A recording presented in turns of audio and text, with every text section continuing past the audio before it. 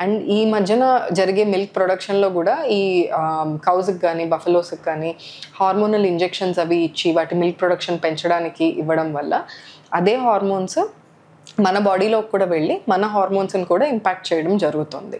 So, మీరు మీ పిల్లలకి కనుక మిల్క్ ఇస్తుంటే కుదిరినంత వరకు అదొక ఆర్గానిక్ సోర్స్ నుంచి ఆ హార్మోన్స్ ఇంజెక్షన్స్ ఇవ్వని కౌ కానీ, బఫెలో కానీ నుంచి తీయడం జరగాలి. లేదు అంటే దేశీ ఆవులు ఏ2 కౌ మిల్క్ కొద్దిగా ఇవ్వచ్చు. బట్ మాక్సిమం ఈ డైరీ ప్రొడక్ట్స్, ప్రాసెస్డ్ ఫుడ్ మొత్తం షుగర్స్ అనేవి యాజ్ లిటిల్ యాజ్ పాసిబుల్ ఎంత తక్కువ కుదిరితే అంత తక్కువ పిల్లలకి ఇవ్వడం జరగాలి. సో, ఒక్కసారి రావడం మొదలుపెట్టినాక మనం పిల్లలకి క్లియర్‌గా చెప్పాలి. గుడ్ హైజీన్ మెయింటైన్ చేసుకోవాలి. రెగ్యులర్‌గా 2-3 సార్లు ఫేస్ వాష్ చేసుకోవాలి. అండ్ ఆ వచ్చిన వాటిని పాప్ చేయడము, గిల్లడము చేయకూడదు. ఇవన్నీ చెప్పాలి. దాంతోపాటు రెగ్యులర్‌గా పిల్లో కవర్స్ కానీ, వాళ్ళు వాడే టవల్స్ కానీ చేంజ్ చేసుకుంటూ, వాష్ చేసుకుంటూ ఉండాలి.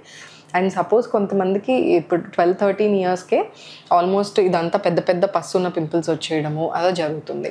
అలా మొదలైతే గనక వెంటనే ఒకసారి డెర్మటాలజిస్ట్ దగ్గరికి తీసుకెళ్ళి వాటికి ప్రాపర్ ట్రీట్మెంట్ ఇప్పిస్తే ఇనీషియల్ స్టేజెస్‌లో అయితే సింపుల్‌గా ఒక good salicylic acid based face wash, తర్వాత ఈ రెటినాల్స్ ఉన్న క్రీమ్స్ అవి వాడుకున్నా కూడా స్కిన్ అనేది మెల్లగా ఒక ఫ్యూ వీక్స్‌లో క్లియర్ అవుతుంది.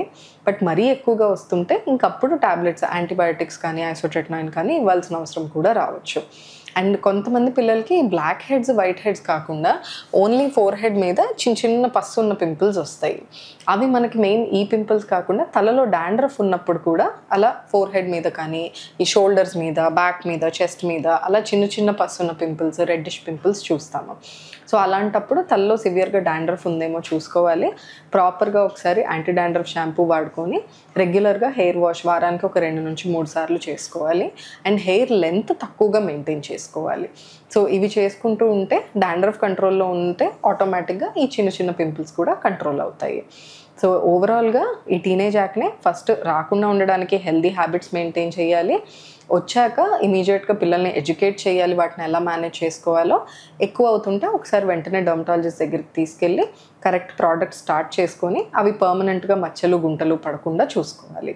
సో ఇలా చేసుకుంటే మన వీళ్ళ ఫేస్ లేటర్ ఆన్ డ్యామేజ్ కాకుండా ఉంటుంది.